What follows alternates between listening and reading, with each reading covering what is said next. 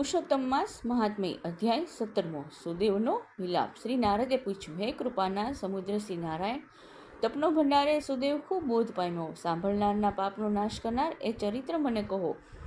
શ્રી નારાયણ બોલ્યા, પોતાના એ પૂર્વજન્મનું ચરિત્ર સાંભળી રાજા દ્રધનવાનું મોઢું આશ્ચર્યચકિત થઈ ગયું।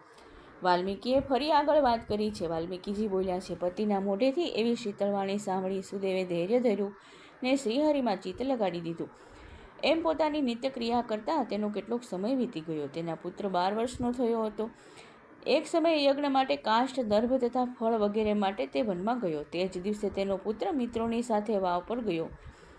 બધા છોકરા પ્રેમપૂર્વક સંતાકુકડી રમતા હતા। સુખદેવે પોતાના મિત્રોને છેતરવા તથા તેઓ તેને શોધી શકે નહીં તે માટે કૂવામાં ઉતરી તેના ઊંડા જળમાં પોતાનો શ્વાસ રોકી ડૂબકી મારી દીધી, પણ પાણી બધું ઊંડું હતું, તેથી તેણે બહાર નીકળવાના ઘણા પ્રયત્નો કર્યા, પણ બધા વ્યર્થ ગયા અને પ્રાણીમાં જ ગુંગળાઈને મરણ પામ્યો। ઘણા સમય સુધી તેના મિત્રોએ તેની રાહ જોઈ, પણ પાણીમાંથી બહાર ન આવતા બાળકોને આ વાતની તેની માતાને જણાવી। બાળકોની વાત સાંભળી પુત્ર પર પ્રેમવાળી ગૌતમી તરત બેભાન બની જમીન પર ઢળી પડી।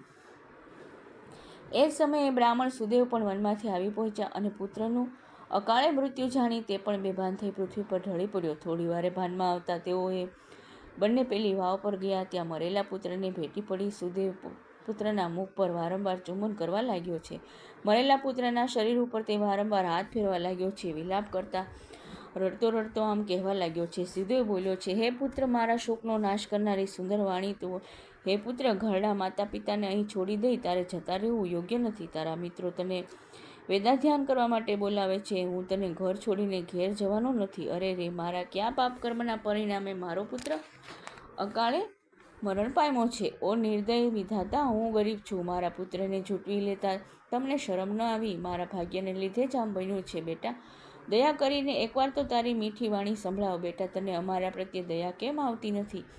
આજે અમને પૂછ્યા વિના જ મરણના લાંબા માર્ગે તું કેમ જતો રહ્યો? ખરેખર રાજા દશરથને અતિ ધન્યવાદ પાત્ર હું માનું છું કે તેમણે શ્રી રામચંદ્રને વનમાં પધાર્યા ત્યારે પુત્રવિયોગના તાપથી બળી જઈ પ્રાણ છોડી દીધા, પણ મારો પુત્ર તો ગયો, છતાં હું જીવી રહ્યો છું, તો મને ધિક્કાર છે। એમ વિલાપ કરી સુદેવે ભગવાનને સંબોધીને કહેવા માંડ્યું છે, હે ગોવિંદ, હે ભગવાન, હે દયાળુ, પિત્રના વિરહરૂપ અગ્નિના તાપથી બળતા આપ મારું રક્ષણ કરો। હે ગોપીઓના ઈશ્વર, હે યમુનાના ઝેરનો દોષ કરનાર, પુત્રના વિયોગરૂપી અગ્નિના તાપથી બળતા આપ મારું રક્ષણ કરો।